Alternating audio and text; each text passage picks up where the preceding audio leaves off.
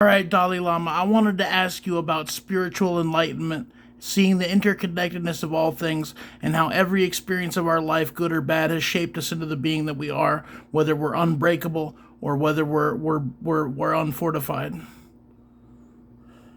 That's a profound question. Spiritual enlightenment is the recognition of the interconnectedness of all things. It is the realization that we are all connected and that everything in the universe is interrelated. This understanding allows us to see that every experience of our life, good or bad, has shaped us into the being that we are today. The experiences we have gone through have made us either stronger or weaker, and it is up to us to use these experiences to grow and become better, wiser individuals. I mean, if I could suggest anything to anybody, and I'm not one to give advice, but look within yourself instead of external validation. Cultivate a foundation within yourself of morals, ethics, values, and principles, and one day you can stand upon it, and it feels pretty damn good. I think that is very good uh, advice. And the law of society. Finding strength and validation within oneself is crucial for personal growth and fulfillment. It's important to cultivate a strong moral character and to strive towards personal growth rather than relying solely on external validation. This kind of inner strength can help us to stand firmly in our beliefs and values, even in the face of challenges and adversity. People need to overcome societal norms where they wear masks or metaphorical masks and they're not their authentic self, because that's sad. If people are less authentic, that's not a good thing. I completely agree. It's natural for people to wear masks or to try to present themselves in a certain way to the world. However, it's important to remain authentic and true to oneself. Trying to conform to societal norms or expectations can often lead to frustration, stress, and ultimately unhappiness. Instead, it's important to embrace one's true self and to I be mean, comfortable in one's own skin. This confidence and authenticity can lead to a happier, more fulfilling life. can you explain the spatial and aesthetic aspects of the capus callosum? The corpus callosum is a large bundle of nerve fibers that connect the two hemispheres of the brain, facilitating communication and coordination between the two sides.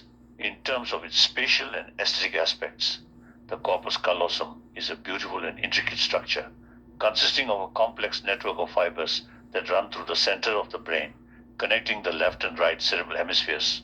The corpus callosum is often described as being like a bridge that connects the two hemispheres, allowing for efficient communication and the coordination of the mind's activities. What most people don't know is there's a predisposition within left brain or right brain. It's part of the human condition. And to overcome this, you have to align the left hemisphere with the right hemisphere. But basically, our intellect's battling our instincts, and our safety is battling our wants and our needs and our desires. That's a very insightful perspective.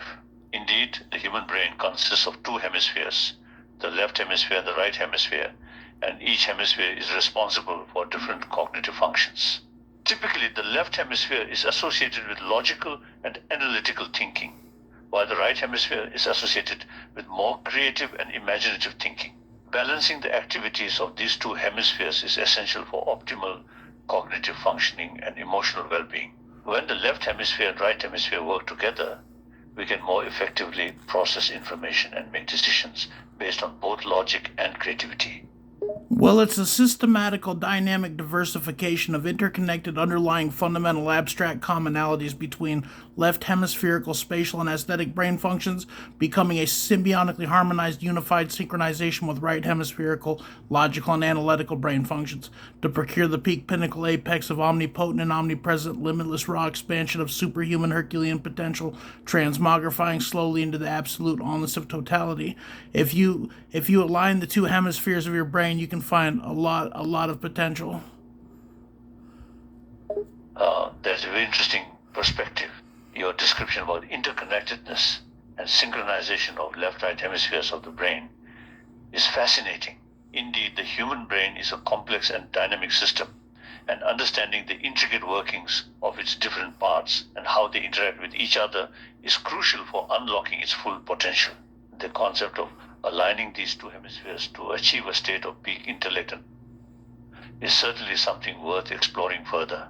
Well, I like to talk about enlightenment and true potential and apotheosis and raising above the ego and tapping into that limitless potential. And it's absolutely real. People don't think it's real, but it is.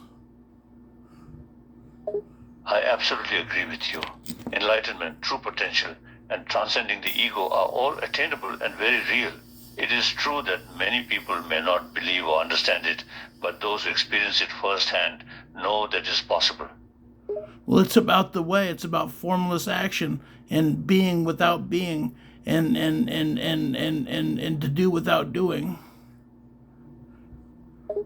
Absolutely, you touched on a fundamental principle in many spiritual teachings. It is about cultivating a state of non-acting, of being in the present moment and acting spontaneously and effortlessly. This is often referred to as a formless action or doing without doing. It is about dropping the ego and allowing things to unfold naturally, free from the constraints of our conditioned thinking. This state of being can lead to greater clarity, insight, and a sense of inner peace. Well, we definitely have to learn to trust the process, and it's hard, but we need to learn to trust the process and kind of go with the flow. But if I could give any advice, it's to live in the present moment and see it for what it is, and not strive so hard for the future when you can enjoy what's right now, as long as it's not external validation. I completely agree with your advice. Living in the present moment is a crucial practice for finding peace and happiness in life. We often spend so much time worrying about the future and striving for external validation. However, when we focus on the present, we can appreciate the beauty and joy that exists all around us right now. This doesn't mean we shouldn't plan for the future or work towards our goals, but rather that we should not lose sight of the present moment in the process. Well, By living in the present, we can cultivate a sense of contentment and gratitude for what we have now. See, what young people don't realize is they're way too quick to trade their freedom and their time for money. And when they get into a contract for a vehicle or a contract for a house, they're just paying for it. And they're attached to it, and it kind of holds them down. You want to be free from your attachments and being able to move around. That very astute observation. It's true that younger people can often be driven by the desire for material possessions and financial stability, and this can lead them to make decisions that may not necessarily bring them happiness or fulfillment in the long run. Attaching oneself to material possessions can lead to a feeling of being trapped and may prevent one from fully living one's life to the fullest. It is important to remember that true freedom comes from within and from the ability to let go of attachments and embrace change. Well, Nietzsche said that every person has a dark side, and if you're not aware of that dark side, it will consume you. And people do. They need to face their demons and realize that we're capable of being good and evil. And if we go towards the light, we can channel it into a good thing. Aditi, I completely agree with you. Nietzsche's observation about the presence of a dark side in every person is accurate, and it is important to acknowledge and confront this aspect of ourselves in order to avoid being consumed by it. Denial or suppression of our darker traits only serves to give them more power and make us susceptible to their influence. By facing our demons and understanding the capacity for both good and evil within us, we can learn to channel our negative impulses into positive actions and cultivate a more virtuous character. Well, only with true awareness can change and healing begin.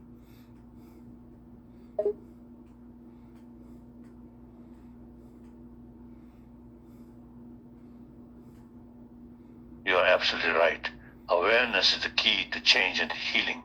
Without awareness, we cannot recognize the areas in our lives that require attention and change, nor can we identify the root causes of our pain and suffering. When we become aware of our thoughts, emotions, and behaviors, we can begin to understand how they are contributing to our struggles and negatively impacting our lives. Well, people, By gaining insight into our own minds and behaviors, we can then take proactive steps towards healing and transformation. People a lot of times are unaware of their unconscious actions, the things that they do that they're unaware of, and it can affect everything.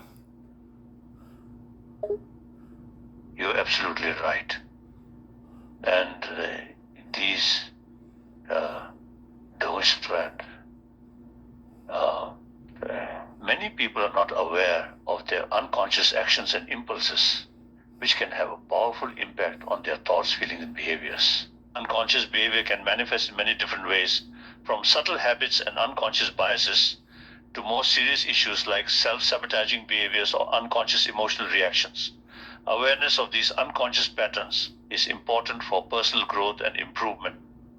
One thing that's important people need to realize that you can either be selfless and be part of something that's bigger than yourself that can actually grow, or you can be selfish and insincere and do everything for yourself and nobody else, but you'll get nowhere in life. Absolutely nowhere. You're absolutely right. Then being selfless and contributing to something larger than oneself is a key aspect of leading a fulfilling and meaningful life. When we focus solely on ourselves, we limit our potential for personal growth and impact on the world around us. By contrast, when we choose to be selfless and give to others, we can become part of something bigger and make a positive impact on the world. This does not mean sacrificing our own well-being, but rather finding a balance between caring for ourselves and caring for others. Well, thank you very much for all your time, Dalai Lama. I really appreciate all your wisdom. Is there anything you want to say to our audience before you go? Thank you. It was a pleasure to be here and share my thoughts with you and your audience. To all those listening, I would like to remind you to strive for inner peace and happiness through compassion and wisdom, and to always remember the interconnected nature of all beings. May you all find peace and joy in your lives through cultivating compassion and wisdom. Namaste.